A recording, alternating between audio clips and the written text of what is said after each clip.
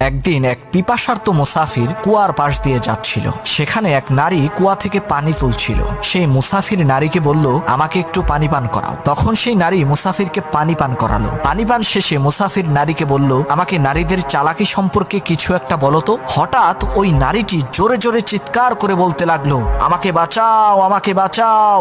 মুসাফির বলল, চুপ হয়ে যাও, নয়তো লোকজন আমাকে ভুল বুঝবে। সেই নারী নিজের উপরে পানি ছিটানো শুরু করলো এবং জোরে জোরে চিৎকার করতে থাকলো। এরই মধ্যে সেখানে লোকজন জড়ো হয়ে গেল এবং জিজ্ঞাসা করলো, কি হয়েছে? ওই নারী বলল, আমি কুয়াতে পড়ে গিয়েছিলাম, এই লোক আমাকে কুয়া থেকে উদ্ধার করেছে। তখন লোকজনেরা মুসাফিরের অনেক প্রশংসা করলো। নারী তখন মুসাফিরের কানে কানে বলল, যদি তুমি মেয়েদেরকে কষ্ট দাও তাহলে তোমার সুখ শান্তি সবকিছু সে কেড়ে নিবে।